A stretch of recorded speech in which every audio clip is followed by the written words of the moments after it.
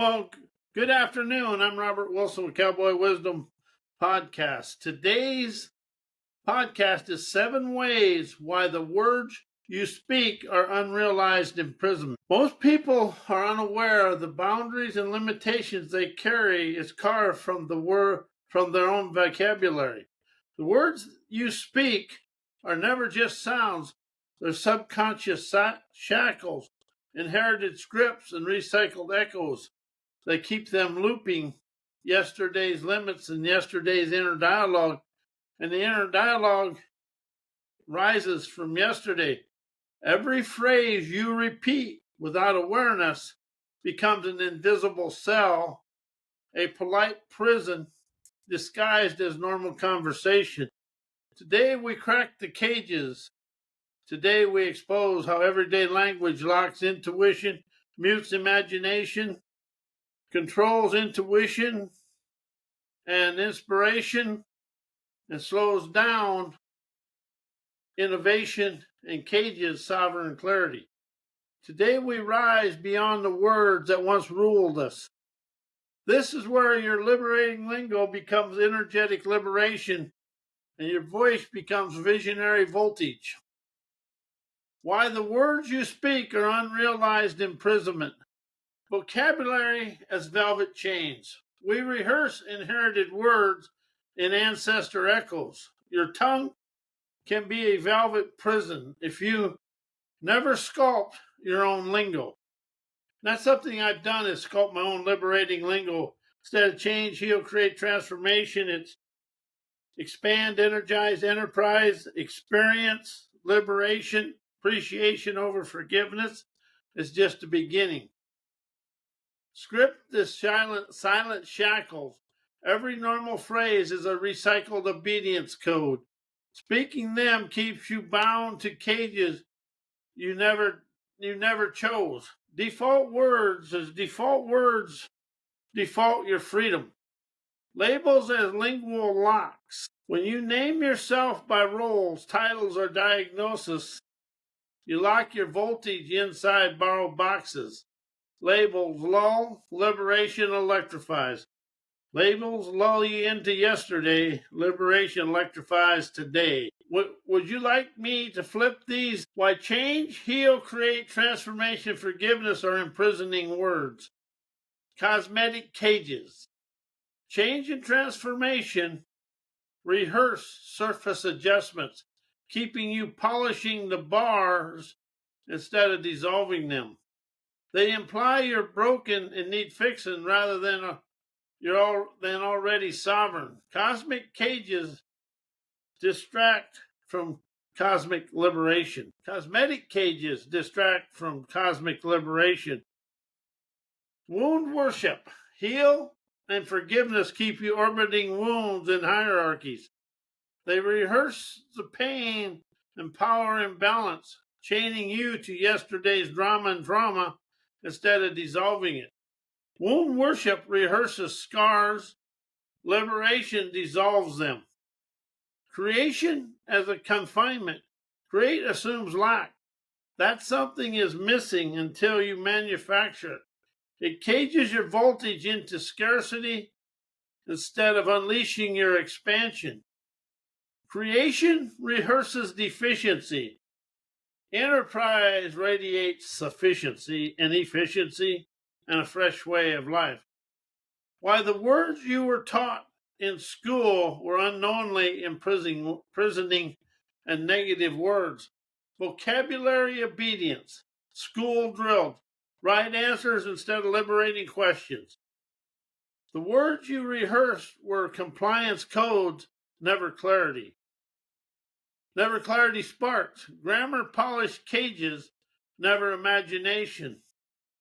Labels as lingual locks, smart, average, failure, school's favorite labels.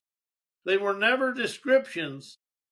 They were shackles that muted curiosity and boxed your voltage in yesterday's thinking and knowing. Labels lull, liberation electrifies. Prestige phrases as polite prisons. Phrases like follow the rules, stay in line, raise your hand, disguised obedience as virtue. They trained you to rehearse hierarchy instead of resonance. Polite words prop cages, outlaw lingo, cracks them. While the words you were taught in school are anti-intuition, imagination, inspiration, innovation, and sovereign clarity. Because polite prison phrases, school drills like follow directions, stay inside the lines, and your parents, color inside the lines, make mom and dad happy, raise your hand. All polite commands that muted intuition and imagination. Politeness rehearsed obedience, never originality. Labels as lingual locks. Words like average, gifted, or failure were never neutral. They were shackles. They boxed inspiration, blocked innovation, silenced sovereignty. Labels lull, liberation electrifies. Knowledge over voltage. School worships facts and knowing. But these words cage wisdom. They're trained memory, never imagination, and kept sovereign clarity outlawed. Knowing rehearses repetition. Wisdom sparks revelations. While all the history taught to you is mental fences and unrealized imprisonment. Past worship paralyzes the present. School history trains you to share backward, never inward or outward. It glorified what was, so you hesitate to imagine what could be and where you can rise to. When the past becomes your compass, your future becomes a cage. When the past becomes your compass, your future becomes a cage. And the future is a frequency flowing out from you. One story silences your story. History class hands you a pre-approved narrative, quelling a living inquiry. You inherit someone else's lens, which quietly fences your intuition and sovereignty into yesterday. When you accept somebody else or the history or the education story, when you accept their story, you abandon your vision. Memorization replaces revelations. You're taught to memorize dates, never decode patterns. I like that. You're taught to memorize dates, never decode patterns. This turns history into mental handcuffs, facts without freedom, knowledge without wisdom. Repetition rehearses captivity. Revelations ignites liberation. Why self-help, personal growth, self-improvement create mental fences, and unrealized imprisonment vocabulary. Fixing vocabulary sneaks in brokenness. Words like improve, transform, heal, create, and change quietly imply you're flawed. The moment you speak them, you roll yourself into a lifetime subscription of inadequacy. When your vocabulary assumes damage, your mind rehearses imprisonment. The moment you speak brokenness words like improve, transform, heal, create, forgiveness, quietly imply you're flawed. The moment you speak them, you roll yourself in a lifetime subscription of inadequacy. When your vocabulary assumes damage, your mind rehearses imprisonment. Growth lingo becomes never enough loop. A growth lingo or growth words becomes never enough loop. Self-help vocabulary, level up, upgrade, become better sounds empowering you, but subtly cages you in perpetual deficiency. You're always almost there, never already here. Improvement talk is a treadmill disguised as progress. Transformation terms trap you in becoming. Words like transform, reinvent, recreate keep you chasing a future version of yourself instead of embodying your sovereign presence now. Becoming is a cage. Being is a cage. Presence is liberation. Why punctuated writings are unrealized mental fences and literary imprisonment. Periods pretend to be permission. Punctuation tells you when to stop, pause, breathe, and behave. It trains your mind to obey literary traffic lights instead of letting your intuition run wild and flow with free flowing wisdom, inspiration, innovation, and intuition. Periods never end sentences, they end sovereignty. Commas cage your flow. Commas slice your natural rhythm into polite fragments. They interpret instinct, dilute voltage, and force your expression into academic choreography.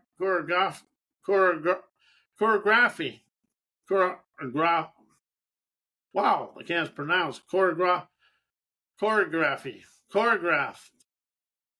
Commas are tiny cages disguised as clarity. Grammar guards the gate. Punctuation is the bouncer of proper writing, keeping raw imagination, outlaw inspiration, and sovereign voice outside the velvet rope. Grammar polishes the prison bars. Liberation writes your literary nowography beyond them. Why therapy is unrealized mental fences and imprisonment. Problem hunting becomes identity building therapy, often trains you to search for wounds, patterns, and past pain. The more you hunt for problems, the more you accidentally build an identity around them. When you keep digging for issues, you start living in the hole. When you dig for issues, you never get out of living in the hole.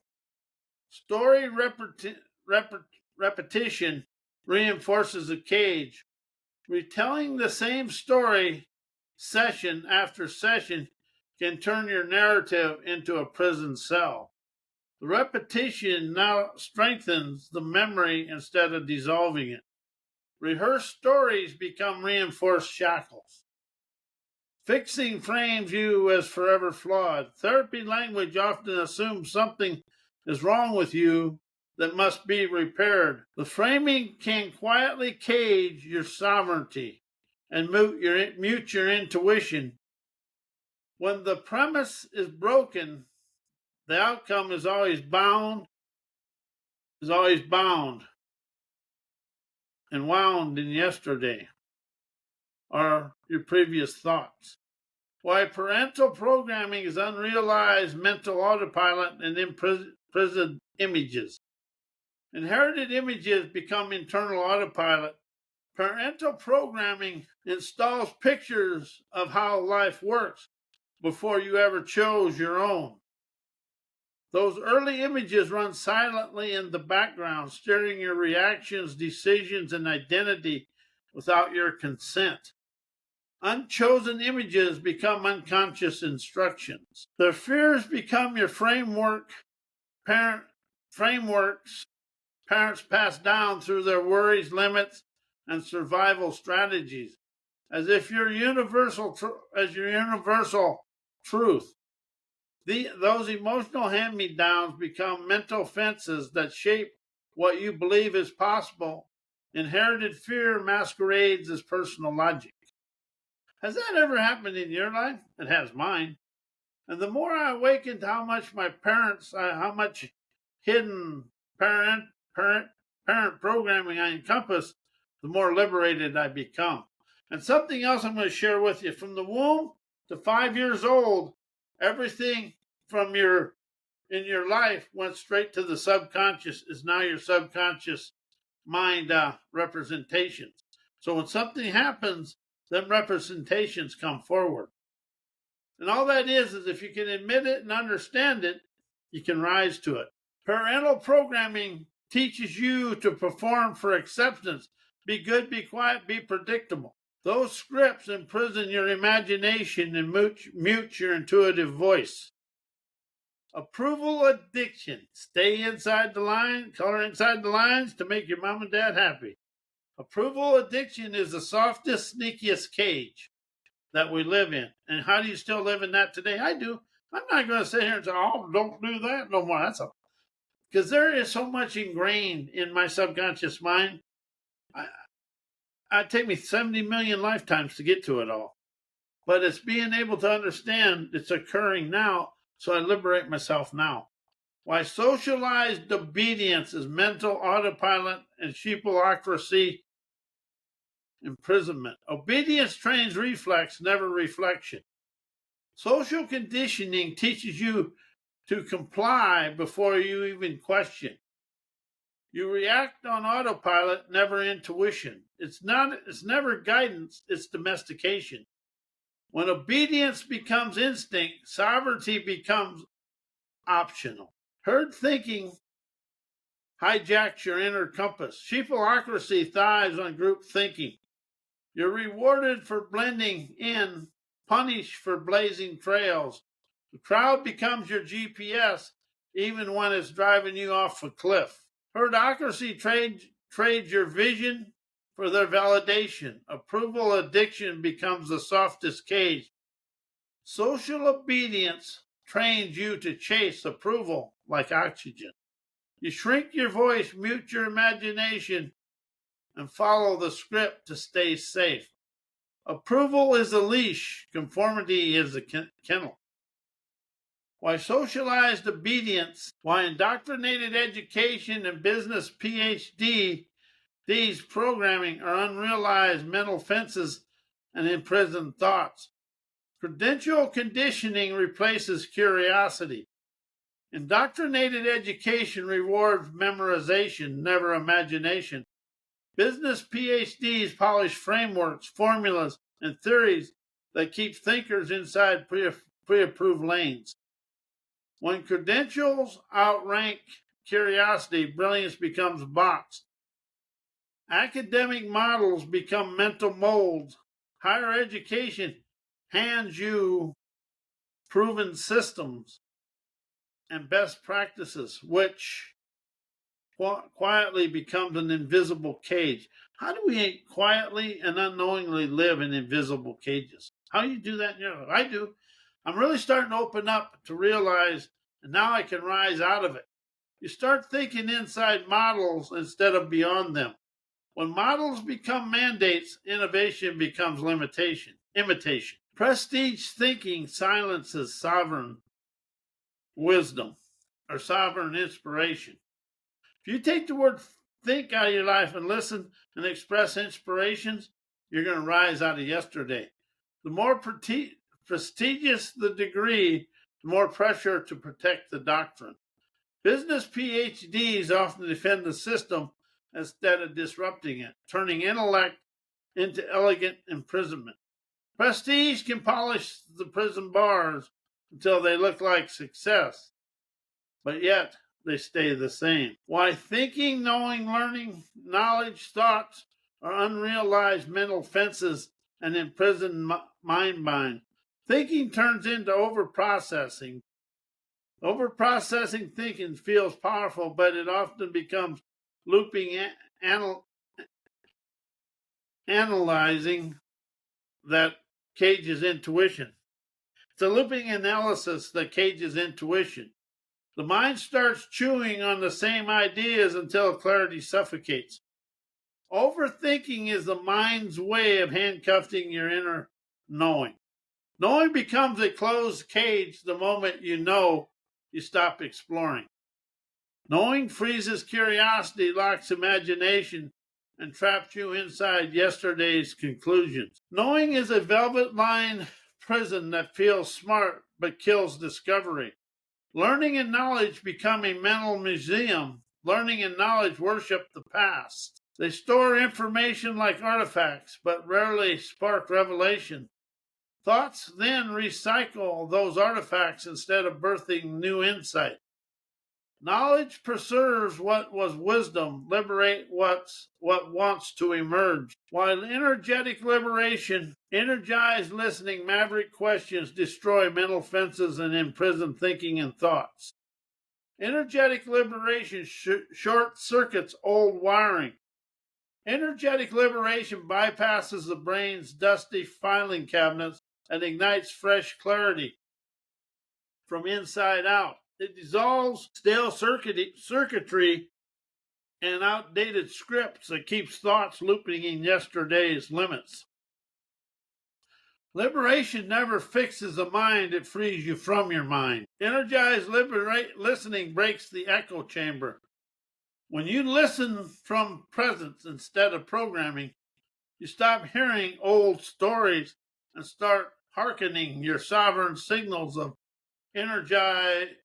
inspiration, innovation, intuition, imagination.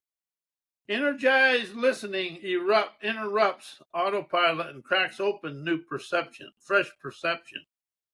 Listening beyond the mind dissolves the mind's cages. Maverick questions detonate and default thinking. Maverick questions never seek answers, they shatter assumptions. They blow holes in mental fences, expose hidden, outdated scripts, and unleash imagination that thinking and knowing alone could never access. A single law question is a jailbreak, a lifetime of thought is a jailbreak from a lifetime of thought prisons. While liberating lingo, politically incorrect inspiration, autonomous expansion, cowboy wisdom, outlaw optimism, expressing revolutionary revelations, rise you out of yesterday onto today's avenues of now. Liberating lingo breaks the linguistic leash. When you ditch polite vocabulary and speak in raw sovereign voltage, you stop playing by society's linguistic rulebook. Liberating lingo wires fresh perceptions, disrupts conditioning, and turns every sentence into a jailbreak of rising you to today. Outlaw language frees outlaw wisdom, innovation, and acumen.